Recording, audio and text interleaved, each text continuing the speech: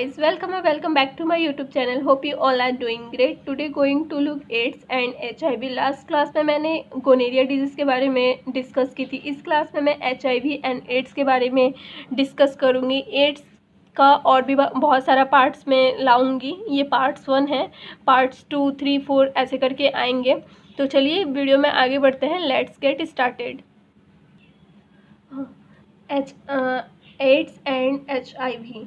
Ads का full form क्या है? Acquired immuno deficiency syndrome. And HIV का ह्यूमन इम्यूनो डिफिशियंसी वायरस. यहाँ पे सिंड्रोम का मतलब क्या है? सिंड्रोम का मतलब मैं आपको बाद में बताऊँगी, पहले मैं बता रही हूँ जनरल डाटा. तो हिस्ट्री की मैं बात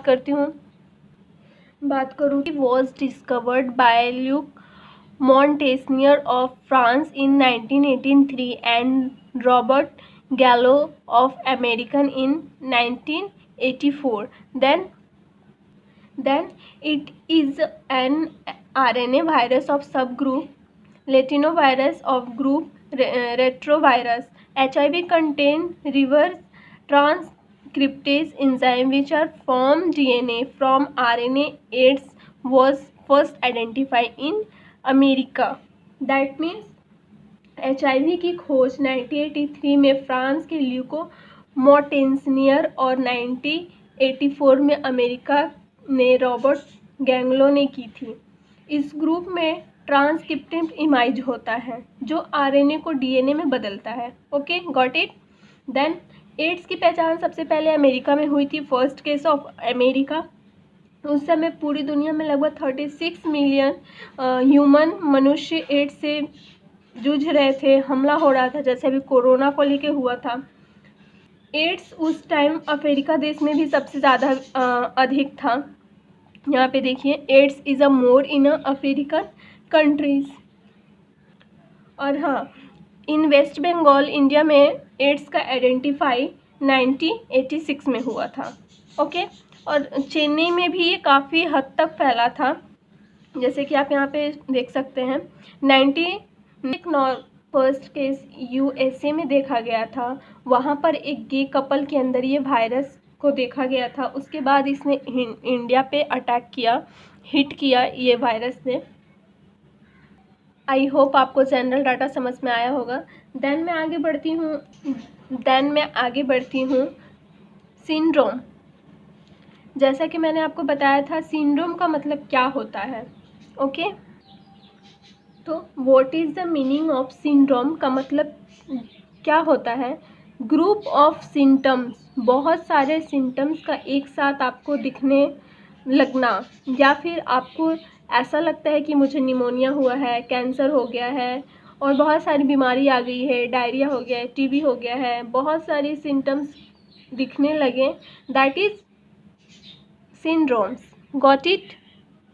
चलिए नेक्स्ट टॉपिक पे आते हैं. क्या यहाँ पे मैंने क्या लिखा है? रेट्रोवायरस. रेट्रोवायरस क्या है? HIV जिस फैमिली से बिलोंग करती है वो है रेट्रोवायरस.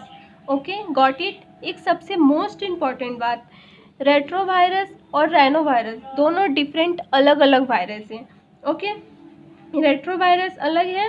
ध्यान से सुनिएगा. HIV में ये बिलोंग करता है कौन सी फैमिली से? रेट्रोवायरस से. राइनोवायरस, राइनो शब्द का मतलब से नाक से रिलेटेड, यानी कि ये कॉमन कॉल्ड वायरस है. ये डिफरेंट है दोनों में. ठीक है, I hope you are understand.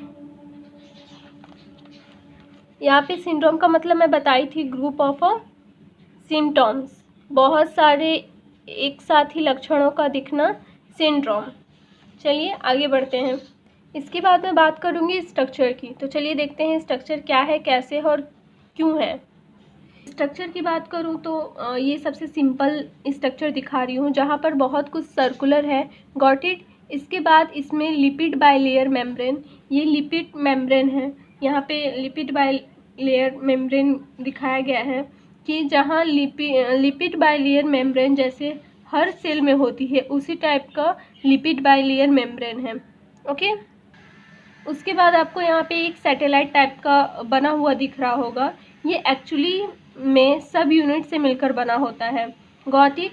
इसका क्या मतलब है? इसका यह मतलब है, ये चीज़ जो आप देख रहे हैं, ये इसका अलग पार्ट है और ये इसका अलग पार्ट है।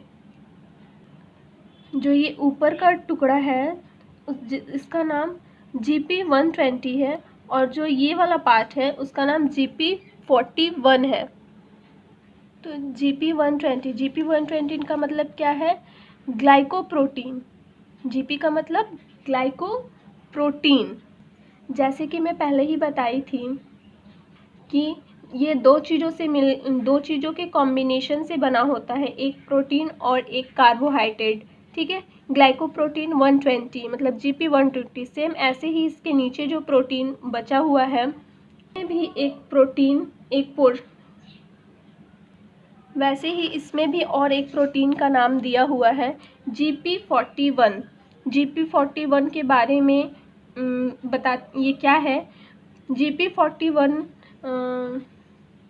और सेम ही इसके नीचे का ऐसा पोर्शन बच जाता है, ये पार्ट अलग है और ये पार्ट अलग, ये पार्ट अलग है और ये पार्ट अलग है। ठीक है, तो सेम इसके नीचे का पोर्शन ऐसे ही बच जाता है।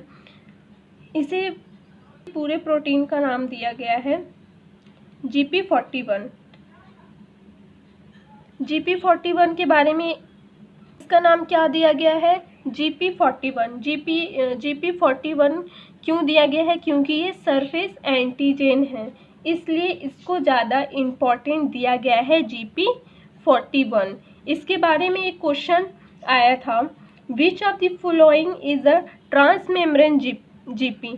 क्या क्वेश्चन पूछा था? ट्रांसमेम्ब्रेन का मतलब जो मेम्ब्रेन के अंदर धंसा हुआ या गड़ा हुआ पार्ट है। ये देखिए, ओके।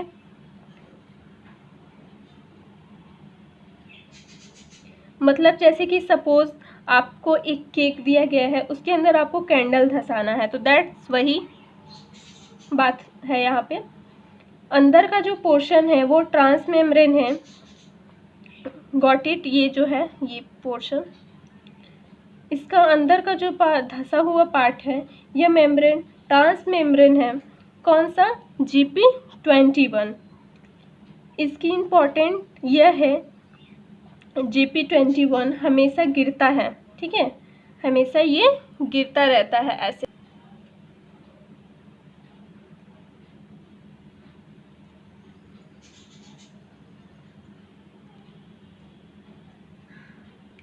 इसी वजह से एड्स की वैक्सीन नहीं बन पाई। अब आप पूछेंगे तो मैं यह बता देती हूँ कि वायरस, ये जो वायरस है, यह वायरस का जो स्ट्रक्चर है, यह GP120 बार बार गिरता है। मान लीजिए ये वायरस है, ये GP120 बार बार गिरता है। इसलिए गिरता है क्योंकि हमारा एंटीबॉडी, ये एंटीबॉडी है, एंटीबॉडी उसे पहचान नहीं पाता है। ओके, इसलिए एड्स का वैक्सीन नहीं बना, पर रिसर्च चल रहा है। नेक्स्ट बात करते हैं हम लोग न्यूक्लियो कैप्सिड P18 बना है। ठीक है, ये इसका बाहर वाला पोर्शन है और इसका अंदर वाला पोर्शन है nucleo capsid P24। Okay, got it? बाहर वाला जो है दैट इज P18 एंड अंदर वाला जो है that is P24। Now nucleo word का मतलब क्या होता है? न्यूक्लियो वर्ड का मतलब क्या होता है? तो आप लोग को पता है कैप्सिड का मतलब क्या होता है। न्यूक्लियो तो आप सुने ही हैं, पर कैप्सिड का मतलब क्या होता है? तो कैप्सिड का मतलब क्या होता है? कैप्सिड का मतलब यह होता है प्रोटीन। Okay, code protein. किसी वायरस का प्रोटीन कोड या प्रोटीन सेल कहीं लिखा हो तो दोनों का मतलब एक ही है। तो कैप्सिड का मतलब क्या है? कैप्सिड इज इक्वल टू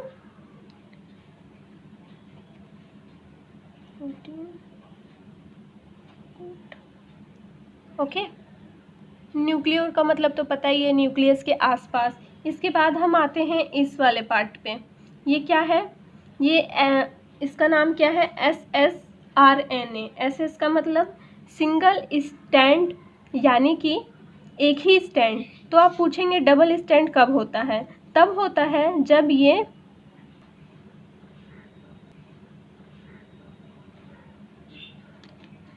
हो गया डबल स्टैंड, और मैं जो आपको दिखा रही हूँ ये सिंगल स्टैंड है।